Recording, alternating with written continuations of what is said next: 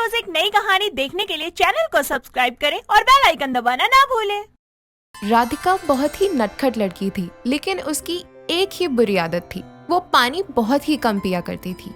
ऐसे ही एक दिन वो अपनी सहेली अनु के साथ कपड़ों की शॉपिंग के लिए गई होती है और बहुत घूमने के कारण अनु ज्यादा थक जाती है, तो वो राधिका से बोलती है, यार अब चल ना कहीं जाकर नींबू पानी पीते हैं। नींबू पानी भी कोई पीने की चीज है? इससे अच्छा तो कुछ खा लेते हैं, पैसे भी फिजूल नहीं जाएंगे। यार यहाँ मेरी प्यास से हालत खराब हो रही है और तुझे खाने की पड़ी है। सही तो बोल रही हूँ, पानी में पैसे डालने से तो अच्छा है कुछ खा लेते हैं, पेट में कुछ अच्छा ही चला जाएगा। तू अपने पेट में कुछ भी डाल, लेकिन मुझे पहले पानी पीने दे, फिर कुछ खा लेते हैं। राधिका अनु को पानी पिलाती है और फिर वो दोनों खाने पास ही एक रेस्टोरेंट पे चले जाते हैं, जहाँ खाना खाने के बाद राधिका अनु से बोलती है, अरे हाय, ये खाकर तो मजा ही आ गया। इसमें इतनी मिर्च है, तुझे मजा आ रहा है? ये ले पानी पी। हट ना, पानी पीकर मुंह का स्वाद थोड़ी खराब करना है मुझे। पानी पीने से किसके मुंह का स्वाद खराब होता है? पागल है क्या? खराब ही होता है। अभी मैंने यहाँ इतना स्वादिष्ट खाना खाया है, अब मैं इसके ऊपर पानी पीऊंगी तो स्वाद मेरी जुबान पर से चला जाएगा ना। बेटा जितना जरूरी तेरे लिए ये सब है ना, उतना ही जरूरी तेरी बॉडी के लिए पानी भी है। मुझे पता है मेरी बॉडी को किस चीज की जरूरत है और किसकी नहीं, तो ज्यादा ज्ञान मत दे। चल अब खा लिया ना तो फटाफट शॉपिंग कर और घर चल। ठीक है। राधिका और अनु शॉपिंग करके घर वापस आ जाते हैं। राधिका को पानी पीना खास पसंद नहीं था। जहाँ लोगों के लिए जल ही जीवन था, तो राधिका के लिए वो एक ऑप्शन था। ऐसे ही चलता रहता है और दिन गुजरते रहते हैं। एक दिन राधिका घर में अपनी माँ विमला के साथ बैठी होती है। तभी विमला राधिका को बोलती है, अरे शाम हो गई है, कुछ खाने को बना दे जल्दी से। क्या हुआ ये भी तो बता दो। कुछ भी बना दे हल्का सा, गर्मी हो रही है, इतनी गर्मी में हल्का खाना ही ठीक रहेगा। ठीक है। राधिका अंदर किचन में खाना बनाने जाती है और खाना बनाते बनाते उसे चक्कर आ जाते हैं और वो जमीन पर गिर जाती है।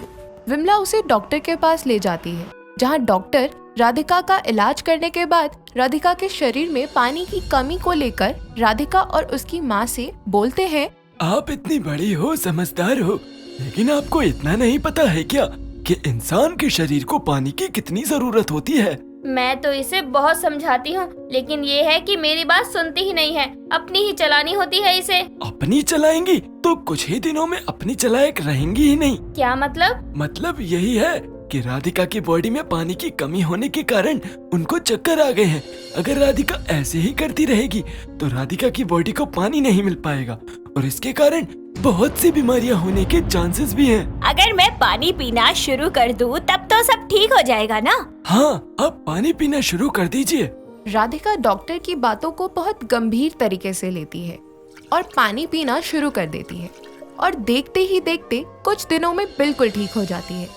जैसे जैसे वो ठीक होती रहती है, वो अपनी पुरानी आदत वापस शुरू करने लगती है और फिर ऐसे ही चलते चलते दिन गुजरने लगते हैं और कुछ टाइम बाद वो घर में अनु के साथ बैठकर बातें कर रही होती है और बोलती है, चल ना अनु, अब तो मैं बिल्कुल ठीक हो गई हूँ, अब तो कुछ खाने चलते हैं। पागल हो गई है क्या तू? अभी तो तू ठीक हुई है और फिर वापस से वही शुरू करेगी? अब तो मुझे ठीक हुए बहुत टाइम हो गया है।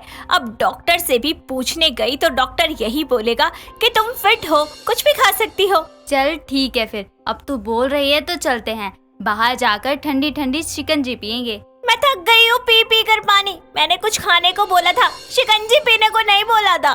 शिकंजी सही रहेगी यार, तेरे लिए भी ठीक रहेगी और स्वाद भी बना रहेगा। वो सादा सा पानी पीकर तू बोल रही है स्वाद ही बना रहेगा? अरे ना बाबा ना, तू ही पी अपनी ये शिकंजी, मैं तो खाने जा रही हूँ और खाकर ही आऊंगी। तुझे जाना है तो बता। अच्छा ठीक है, चलती हूँ मैं भी।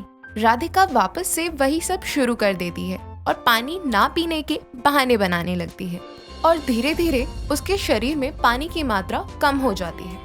कुछ दिनों बाद राधिका अपने बॉयफ्रेंड अनिल के साथ बाहर घूमने जाती है, जहाँ अनिल राधिका से बोलता है, जान, आज इतने टाइम बाद हम दोनों मिल रहे हैं। हाँ, इतने दिन हो गए थे, मिलना तो हो नहीं पा रहा था। कोई नहीं, आज मिलना तो हुआ। हाँ। अनिल और राधिका पार्क में आराम से घूम रहे होते हैं।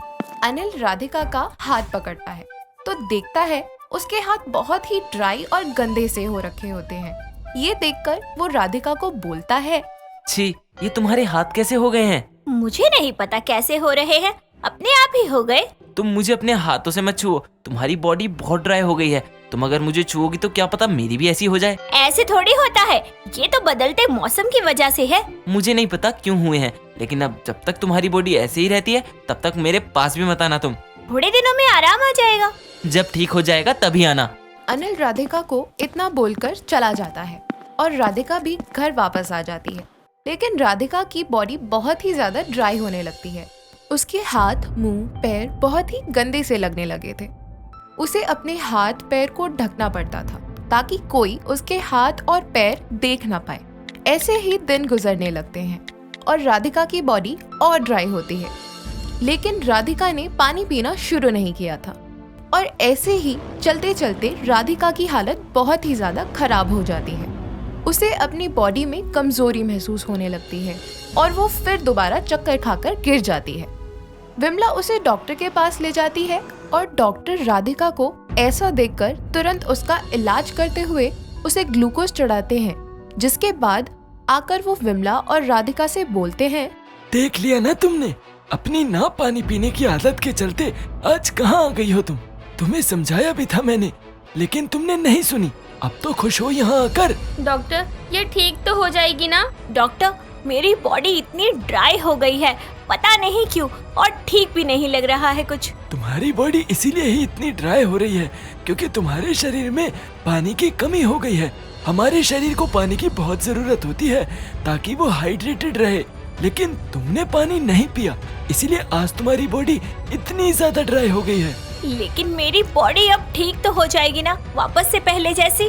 हाँ, हो तो जाएगी, लेकिन अब अगर तुम्हारी बॉडी में थोड़े से भी पानी की कमी हुई तो तुम्हारी जान पर बात आ सकती है। इसीलिए तुम्हें अपनी बॉडी के साथ थोड़ा संभाल कर चलना होगा।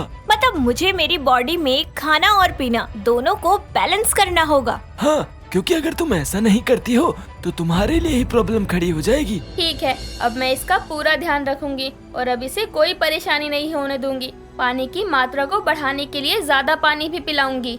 आपके ध्यान रखने से कुछ नहीं होता, राधिका को खुद अपने लिए सोचना पड़ेगा। अब मुझे समझ आ गया कि पानी पीना कितना जरूरी होता है हमारे शरीर के लिए।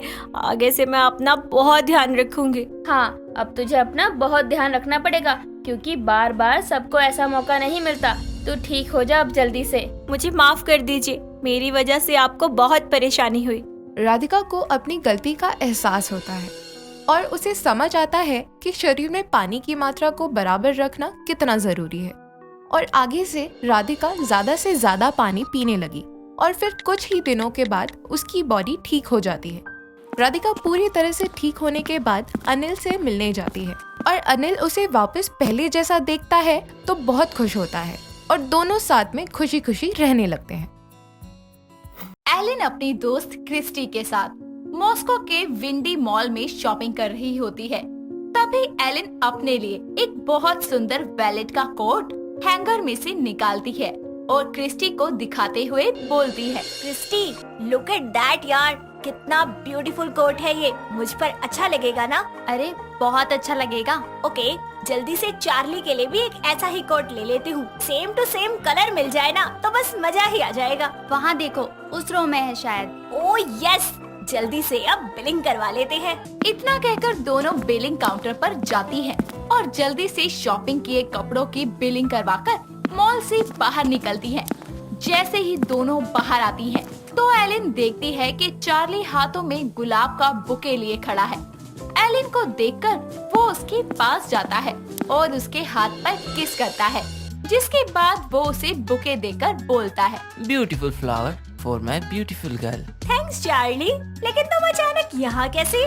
डार्लिंग, तुम्हें बहुत मिस कर रहा था, इसीलिए आ गया। Really? I love you baby. I love you too my life. मैं भी हूँ यहाँ।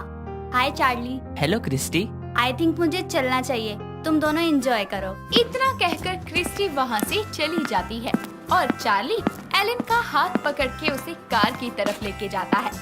एलिन और चार्ली कार में बैठ जाते हैं और कुछ दूर चलने के बाद चार्ली उससे बोलता है। बेबी, बैक सीट में गिफ्ट रखा है, जरा देखो खोलकर कैसा है। सच में? अभी देखती हूँ। इतना कहकर एलिन बैक सीट से गिफ्ट उठा लेती है और जल्दी से उसे ओपन करती है और उसमें एक बहुत ही खूबसूरत विंटर कोट निकलता है, जिसे देखकर एलिन बहुत खुश होती है और बोलती है, ओ चार्ली, ये कितना ब्यूटीफुल है, थैंक यू। डार्लिंग, जब तुम इस कोट को पहनोगी ना तब ये ज्यादा सुंदर लगेगा, देखना। इसके बाद दोनों अपनी राइड को एंजॉय करते हैं। वक्त बीतता है और मॉस्को में ठंड बढ़ जाती है। बढ़ती ठंड के साथ एलिन का कोट पहनने का क्रेज भी बढ़ता जाता है और वो आए दिन मार्केट से नए नए कोट लाती रहती। एक दिन एलिन अपने घर में बैठी ऑनलाइन विंटर कोट्स को चेक कर रही होती है। तभी उसे एक बहुत ही सुंदर विंटर कोट नजर आता है, जिसे देखकर वो खुद से बोलती है, वाओ वाओ, मुझे भी यही विंटर कोट चाहिए। इसका लुक कितना ऑसम है, पर इसका प्राइस थोड़ा ज्यादा है। प्राइस गया भाड़ में, मुझे ये कोट चाहिए तो मतलब चाहिए। पूरे मॉस्को में मुझसे ज्यादा फैशनेबल कोई नहीं होगा। अब से मैं ऐसे ही बढ़िया बढ़िया विंटर कोट लूंगी और कलेक्शन बनाऊंगी, और जब भी पहनकर बाहर निकलूंगी ना तो लोग मेरे कोट की और मेरी ब्यूटी की तारीफ करते नहीं थकेंगे। ऐसे ही एलिन अपने लिए कोट को ऑर्डर कर देती है, जिसके कुछ दिन बाद उसका विंटर कोट आ जाता है और वो उसे पहनकर चार्ली से मिलने जाती है, जहाँ वो उसे देखकर बोलता है, वाह, बहुत ही सुंदर लग रही हो तुम, और तुम्हारा कोट भी बहुत सुंदर लग रहा है। डार्लिंग, कितने का लिया? ज्यादा नहीं, बस 5000 का। इतना महंगा कोट? डार्लिंग, इतनी महंगी कोट की क्या जरूरत थी? नीड थी चार्ली। यू नो ना कि मैं फैशन को लेकर कितनी ज्यादा अपडेट रहती हूँ। ये सब करना तो बनता ही है, और ये कुछ भी नहीं है। अब तुम देखना, मैं तो इससे महंगे महंगे विंटर कोट लूंगी। पर डार्लिंग, जितना पैसा तुम इन सब पर लगा रही हो, इससे अच्छा तो कोई और चीज ले लो, वो तुम्हारे काम आ जाएगी। इतने महंगे महंगे कोट से तो अच्छा ही होता। देखो, तुम्हें अगर नहीं दिलाने हैं ना तो साफ मना कर दो। कम से कम ऐसे बेहुदा से सलाह तो मत दो। अरे डार्लिंग, गुस्सा क्यों होती हो? तुम जानती हो ना गुस्से में तुम कितनी प्यारी लगती हो। ज्यादा मक्खन लगाने की जरूरत नहीं है, समझे तुम? डार्लिंग, सच बोल रहा हूँ, बस तुम गुस्सा मत हुआ करो। तो फिर ठीक है, चलो मेरे साथ शॉपिंग पर और दिलाओ मुझे विंटर कोट। फंस गया अब तो। शॉपिंग नहीं करवाई तो मेरी जान ले लेगी ये। ये बोलकर चार्ली एलिन को अपने साथ एक मॉल में ले जाता है, जहाँ वो कैप, फ्रॉक, पी, रैप, प्रिंसेस स्विंग, कार, रेफर टाइप के अलग अलग डिजाइन के कोट खरीदती है और चार्ली का खूब खर्चा करवाती है। ऐसे ही वक्त बीतता जाता है और अब एलिन का कोट को लेकर क्रश और बढ़ जाता है। ऐसे ही एक दिन क्रिस्टी उससे मिलने के लिए उसके घर आती है, जहां वो देखती है कि एलिन ने अपने सामने बहुत सारे विंटर कोट को निकालकर सजाया हुआ है और कई ऐसे कोट भी हैं जिसे आज तक उसने पहना ही नहीं था। ये सब देखकर क्रिस्टी उससे बोलती है, अरे एलिन, ये सब क्या है? तूने क्या सेल लगानी है कोट की? अरे नहीं यार, मैं तो बस देख रही हूँ कि मेरे पास कितने विंटर कोट हैं। इतनी है कि आधा मॉस्को पहन ले। अरे यार, जो पुराने हो गए हैं ना, उनको निकाल के अलग कर दूंगी। यार, इसमें से तो ऐसे कितने हैं जिन्हें तूने पहना भी नहीं है, फिर उनका क्या करेगी? यार, ओल्ड फैशन हो गए हैं, कौन पहनेगा उसे? मैं तो कभी नहीं पहनूंगी। यार, इनका प्राइस देख, कितने महंगे हैं। इन्हें क्या तूने बस अपने पैसे खराब करने के लिए लिया था? देख यार, पैसा खराब हो या फिर चीज खराब हो, एलिन को जब एक बार कोई चीज पसंद आ जाती है ना, तो वो उसे लेकर ही दम लेती है। फिर चाहे मैं उसे पहनूं या ना पहनूं, वो रखी रखी खराब ही क्यों ना हो जाए, मुझे लेनी है तो मतलब लेनी है बस, और मेरा शौक पूरा होना चाहिए। देखना, एक दिन तुझे खुद ही समझ आ जाएगा कि कपड़ों का क्या मोल होता है। ऐसे ही वक्त बीतता जाता है और मॉस्को में क्रिसमस के त्योहार की तैयारियां शुरू हो जाती है। पूरा मॉस्को चमचमाती हुई लाइट से जगमगाने लगता है। सभी लोग अपने अपने घरों में क्रिसमस ट्री रखते हैं और घरों को सजाते हैं। क्रिस्टी, एलिन और चार्ली भी क्रिसमस की तैयारियों में लग जाते हैं। तीनों मिलकर बारी बारी अपना अपना घर सजाते हैं, जिसके बाद तीनों मिलकर शॉपिंग पर जाते हैं, जहां हमेशा की तरह एलिन अपने लिए कोट खरीदती है।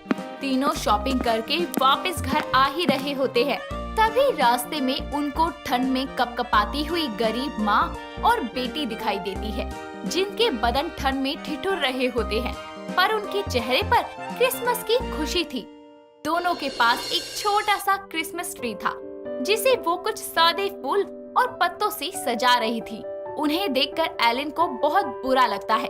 तभी क्रिस्टी उसके कंधे पर हाथ रखकर उससे बोलती है, हेलेन, उस दिन तू कितने कपड़े यूं ही फेंक रही थी, पर इनको देख, इनके पास एक भी कपड़ा नहीं है खुद को ठंड से बचाने के लिए, पर फिर भी ये खुश हैं। इनकी भी तो कोई जिंदगी है।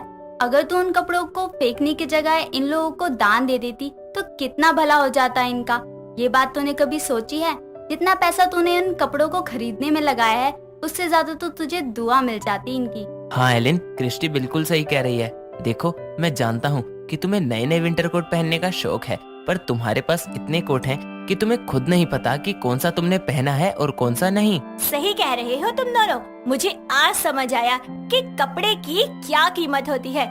जिसके पास बदन ढकने को कपड़ा नहीं है, कोई उससे पूछे ना कि इसकी कीमत क्या होती है। और मैं पागल उस दिन बिना सोचे समझे ही ऐसे ही सारे कपड़े फेंके जा रही थी। लेकिन अब मैं वो गलती नहीं करूँगी। अब मुझे समझ आ गया है कि मुझे क्या करना है। जिसके बाद अपने शॉपिंग बैग में से वो 2 विंटर कोट निकालती है और उन माँ बेटी को दे देती है।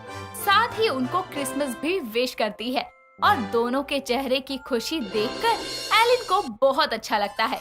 जिसके बाद तीनों घर चले जाते हैं और अगले दिन क्रिसमस ईव पर एलिन सेंटा बनकर सभी गरीबों के घर जाती है और उनको विंटर कोट और गिफ्ट देती है।